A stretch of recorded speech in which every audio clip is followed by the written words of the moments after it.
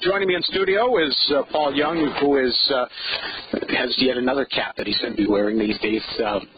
For the Alliance for New Hampshire Jobs, which is fighting for workers and small businesses. It's a nonpartisan coalition seeking to stop job killing and actually a very interesting, rather high-powered group has been put together here. First, Paul, welcome to the program. It's been a while since you've been here. Glad to be with you, Charlie. You're looking tan, rested. Well, I look better than I feel, but I guess that's a good thing. Paul, tell me a little bit about this alliance. It's kind of interesting because if you had to list some of the heaviest hitters in the business and industry circle of power brokers in this state, you certainly have them all in this alliance. Tell me a little bit about it. Well, first, let me just clarify. The alliance doesn't have membership itself. The people you're talking about join with the Alliance for New Hampshire Jobs in opposing what is called the Federal Employee Free Choice Act, that is more commonly referred to as the Employee Forced Choice Act. It's a piece of legislation that's the number one priority of the union bosses nationally. It's been introduced over the last 4 years in Congress, including as late as March of 2009. It's their priority because it helps them out.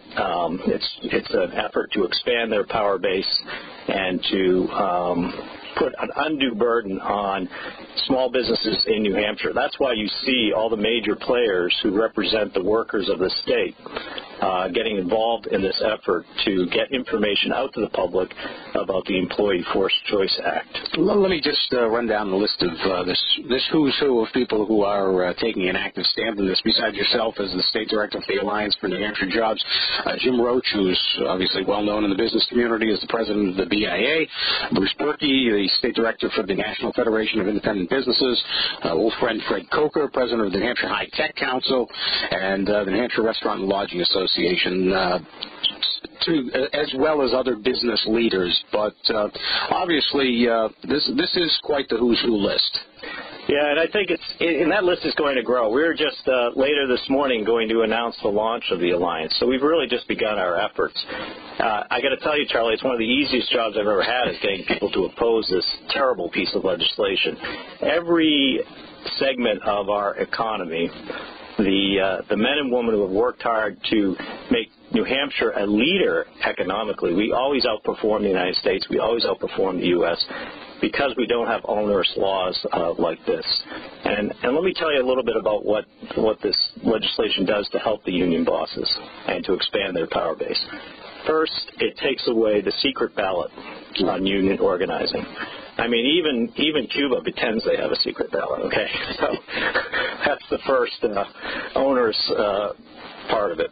Secondly, it creates a binding arbitration system. If organized labor and management do not come to an agreement within 90 days, a federal arbitrator is empowered to make decisions on every aspect of business for the workers, for their wages, their pensions, their hours, their duties.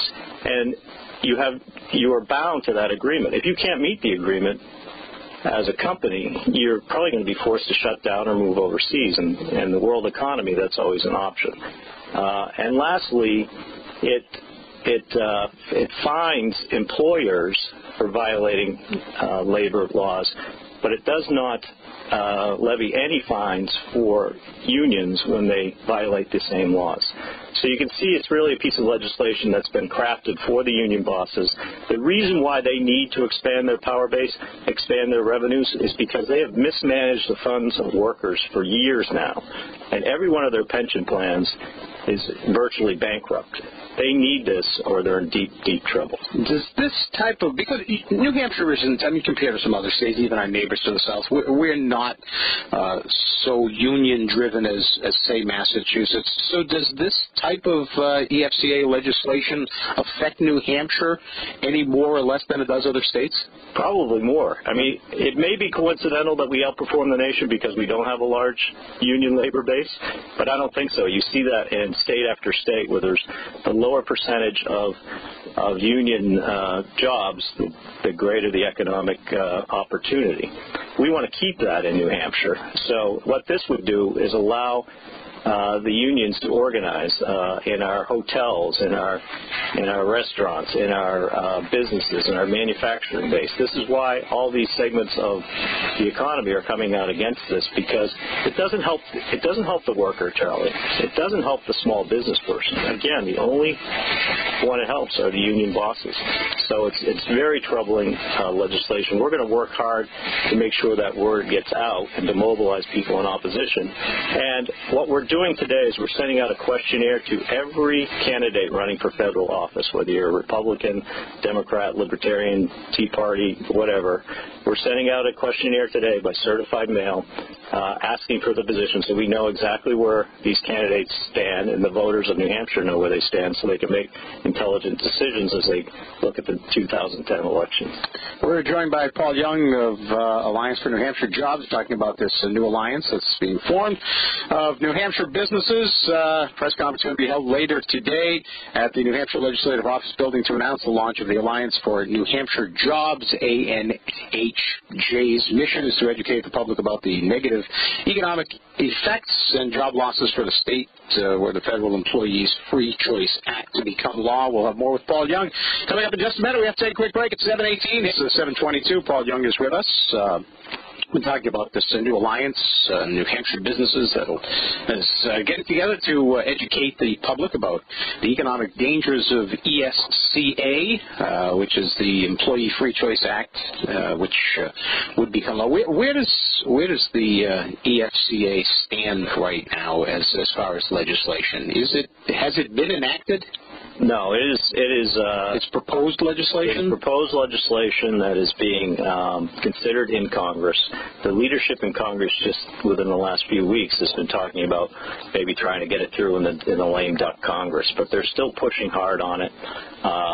They're also working with the National Labor Relations Board, the pro-union forces, to try to enact some of the pieces of this legislation through regulation. So this is a very concerted effort. Again, the union bosses need this legislation. They need to grow their union base to make up for their sins of the past, for the fact that they furthered away the dollars of the union of the workers, so they don't have any money to pay their pension. The workers did the right thing. They paid their dues. They're expecting to get paid in pensions, and guess what? There's no money there. The union bosses in 2008 alone spent $500 million on electing their friends to Congress. They don't have any money left because they frittered it away on private jets that they fly around with going to resorts in Hawaii and other places for union meetings. I didn't see that. So now they're trying to make up for that on the backs of the workers of New Hampshire and the nation.